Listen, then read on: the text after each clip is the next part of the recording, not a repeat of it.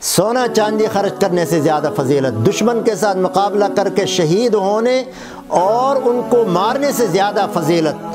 جب اتنا فضیلت والا عمل کے بارے میں صحابہ نے سنا تو کہنے لگے کہ بلا یا رسول اللہ ہم تو انتظار میں ایسے عمل کی، ہمیں تو ایسا عمل چاہیے جو اتنی فضیلت رکھتا ہو۔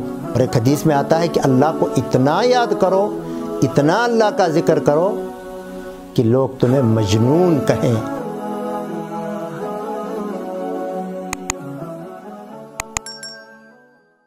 بسم اللہ الرحمن الرحیم۔ عن نبی الدرداء رضی اللہ تعالی عنہ ان رسول اللہ صلی اللہ علیہ وسلم قال الا انبئکم بخیر اعمالکم وازکاها عند ملیککم وارفعها في درجاتکم وخیر لکم من انفاق الذهب والورق ای الفضة وخير لكم من أن تلقوا عدوكم فتضربوا أعناقهم ويضربوا أعناقكم قالوا بلى يا رسول الله قال ذكر الله رواه ابو داود والترمذي واللفظ له۔ حضرات محترم سامعین کرام، انتہائی عظیم اور مبارک الفاظ اور مبارک کام اور انتہائی مبارک عمل جس کو رسول کریم صلی اللہ علیہ وسلم نے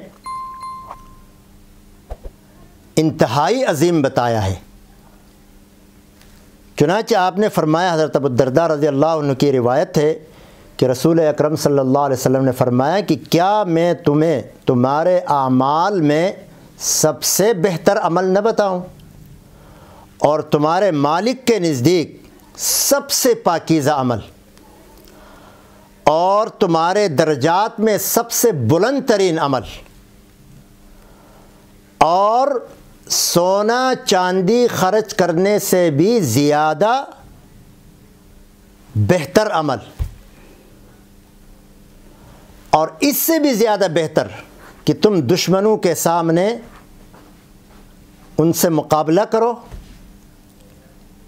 وہ تمہاری گردنیں مارے، تم ان کی گردنیں مارو، تم ان کو قتل کرو، وہ تمہیں قتل شہید کریں، اس سے بھی زیادہ بہتر عمل۔ جب اتنا فضیلت والا عمل کے بارے میں صحابہ نے سنا تو کہنے لگے کہ بلا یا رسول اللہ ہم تو انتظار میں ایسے عمل کی، ہمیں تو ایسا عمل چاہیے جو اتنی فضیلت رکھتا ہو۔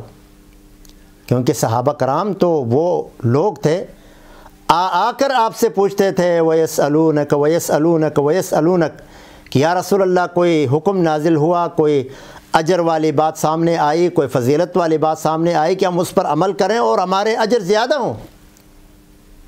منافست اور مقابلے کی ایک بڑی ان کو دوڑ لگی رہتی تھی۔ تو آپ صلی اللہ علیہ وسلم نے فرمایا کہ وہ عمل یہ ہے۔ بلا یا رسول اللہ۔ صحابہ نے کہا کیوں نہیں یا رسول اللہ، ہم تو انتظار میں۔